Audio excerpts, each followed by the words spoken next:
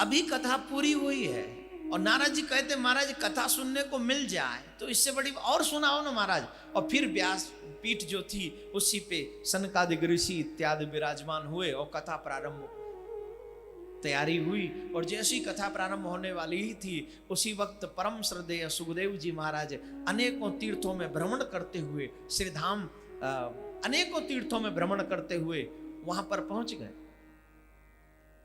जब वहां पहुंचे सनकादिक ऋषियों ने खड़े होकर स्वागत किया, आओ प्रभु आओ, आज का ये शुभ दिन है, ये पवित्र दिन है, आनंद आ गया आपको देखकर।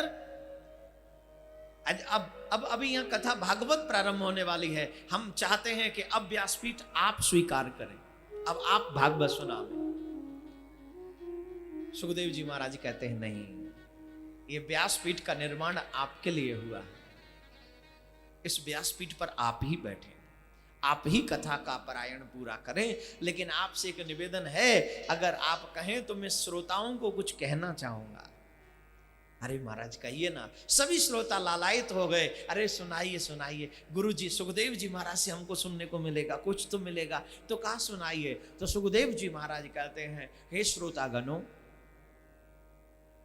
जिस भागवत महापुराण को तुम श्रवण करने के लिए विराजमान हो, मीन्स ये समझिए कि सुखदेव जी आप ही को संबोधित कर रहे हैं, क्योंकि आप यहां भागवत सुनने के लिए बैठे हैं, आपको ही संबोधित किया जा रहा है, इसलिए आप लोग ध्यान से सुनेंगे।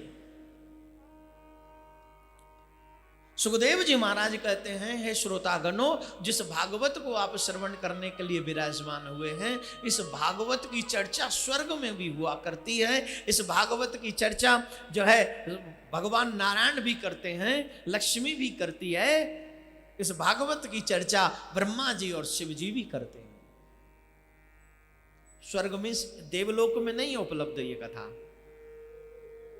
ये लक्ष्मी जी भी गाती हैं इस भागवत को, बाबा भोलेनाथ भी गाते हैं इस भागवत को,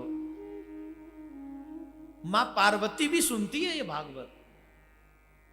कितने बड़ी महत्व की बात है कि जो बड़े बड़े देवी देवता हमारे सनातन धर्म के महत्वपूर्ण देवता हैं, वो भी इसी भागवत को श्रवण करते हैं, गाते हैं और सुनाते हैं। बन गए साधु, बजो बने बने कि नहीं।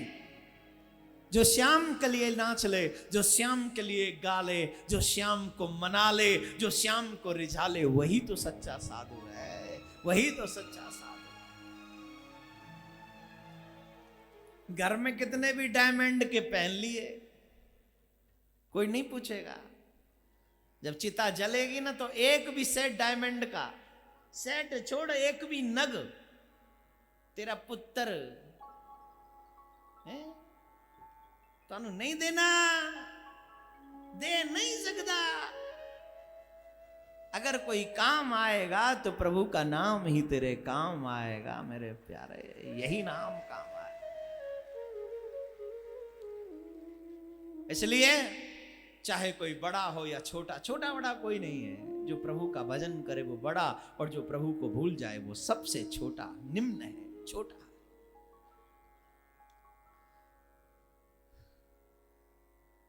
सुखदेव जी महाराज कहते हैं, इस कथा की चर्चा, इस भागवत की चर्चा स्वयं लक्ष्मी जी, शिव और ब्रह्मा भी करते हैं। प्रभु ये धराधाम तक कैसे आई, तो सुनो। सबसे पहले ये भागवत नारायण भगवान ने ब्रह्मा जी को सुनाई। ध्यान से सुनना। सबसे पहले ये भागवत नारायण भगवान ने ब्रह्मा जी को सुनाई, और ब्रह्मा जी ने इस कथा को नारद जी को सुनाई, और नारद जी ने ये कथा वेद व्यास जी अर्थात कृष्णम द्वैपायनम वंदे मेरे पूज्य पिताजी को सुनाई। और जब पूज्य पिताजी को यह कथा सुनाई तो उन्होंने 18,000, अभी तक चतुर्श्लोकी भागवत यहां तक सुनाई गई,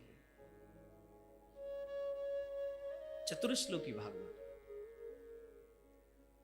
और जब पिताजी तक ये भागवत पहुंची, नारद जी ने इस भागवत को मेरे पिताजी को सुनाया, तो पिताजी ने इस भागवत का विस्तार किया। 4 श्लोक के 18,000 श्लोक बनाए, और फिर ये भागवत मुझे अध्ययन कराई, मुझे पढ़ाया। और फिर मैंने इस धराधाम पर प्रथम बार ये भागवत कथा राजा परीक्षित को सुनाई है। तब से पृथ्वी के जीव इस भागवत के अधिकारी हो गए। तब से ये पृथ्वी के जीव हमारे श्रोता हो गए, इस भागवत के अधिकारी हो गए। हे मेरे भाई, अगर साधु न होते जगत में तो जर मरतो संसार। इस संसार में परमार्थी लोग न होते, इस संसार में साधु महात्मा नहीं होते, तो ये संसार के लोग आपस में काम द्वेष ईर्षा लोभ मोह से जलकर समाप्त हो जाते। वो साधु महात्मा ही है जो हमें अल्प कर्म से भी प्रभावित होकर बड़ा फल दे देते हैं। अब बताइए, भागवत सुनने का अधिकार हमें हमारे पूज्य सुखदेव जी महाराज ने पृथ्वी के लोगों को दे दिया। सुखदेव जी महाराज ये चर्चा कर ही रहे थे, उसी वक्त स्वयं नारायण भगवान इंद्रदेव वरुण देव प्रहलाद जी के साथ प्रकट हुए और सब लोग हाथ जोड़कर खड़े हो गए।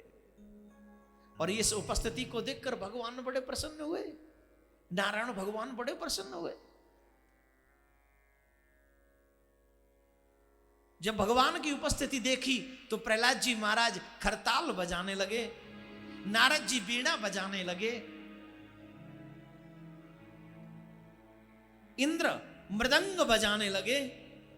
सुंदर वातावरण वहां पर प्रकट हो गया। स्वयं नारायण भगवान इस अद्भुत दृश्य का आनंद ले रहे हैं। जब नारायण भगवान ने देखा तो नारायण भगवान बड़े प्रसन्न हुए। नारायण भगवान ने कहा, हे भक्तों, मैं तुम्हारी इस भक्ति से बड़ा प्रसन्न हूं। तुम्हें जो भी वरदान चाहिए मुझसे मांग लो। ध्यान से सुनना। जब भी हम कोई अच्छा काम करते ना, तो एक व्यक्ति ऐसा कह रहा था कि ठाकुर जी, हमको लगता है कई बार ना भगवान हमें टालने की कोशिश करता है। कैसे? बोले, हम कोई भी अच्छा काम करते हैं तो भगवान हमें छोटी मोटी चीज दे के विदा कर देता है। बोले, घर ले जा, गाड़ी ले जा, मोबाइल ले जा, iPhone 5, लंबी गाड़ी ले ले, जो चाहिए सो ले ले। ये छोटी मोटी चीज दे के भगवान हमें विदा कर देता है। ऐसा क्या है जो हमें भगवान से मांगना चाहिए, जिसे देने में भगवान भी सोचे? भगवान ने कहा, तुम कुछ मांग लो। नारद जी तुरंत बोले, हे गोविंद, आपका दर्शन हो गया। आपके दर्शन के बाद अब मांगना क्या बाकी बचा है? इस संसार में ऐसा क्या है जो आपके दर्शन से भी श्रेष्ठ हो? आपके दर्शन से भी श्रेष्ठ इस संसार में कुछ नहीं है। अगर कुछ है तो वो है आपके चरणों की भक्ति, और आप हमें वही भक्ति दे दीजिए। हमें और कुछ नहीं चाहिए सिवाय इस भक्ति के। आप हमें अपने चरणों की भक्ति। एक और बात, तेरी गाड़ी से भगवान खुश नहीं होगा, तेरे मकान से भगवान खुश नहीं होगा, तेरी दौलत से भगवान खुश नहीं होगा, तू कौन से पद कौन सी प्रतिष्ठा पर भगवान से खुश नहीं होगा। अगर भगवान खुश होगा तो सिर्फ इससे कि तू भगवान की भक्ति करता है, तू भगवान की कथा सुनता है, तू भगवान का सेवक है, तू भगवान का अपना है। प्रेम के बंधन में मोहन बंध गए, प्रेमियों ने जो बनाया बन गए, प्रेमियों ने जो बनाया बन गए।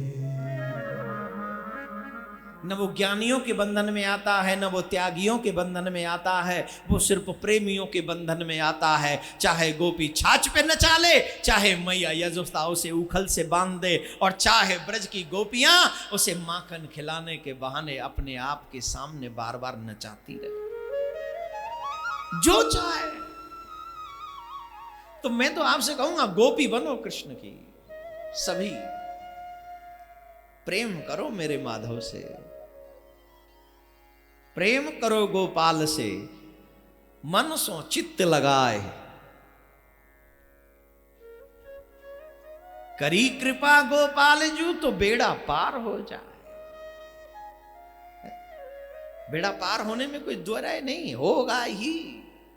लेकिन उसके लिए जरूरी है कि हम सच्चे मन से अपने गोपाल को चाहें, उन्हें प्यार करें, उन्हें प्रेम करें।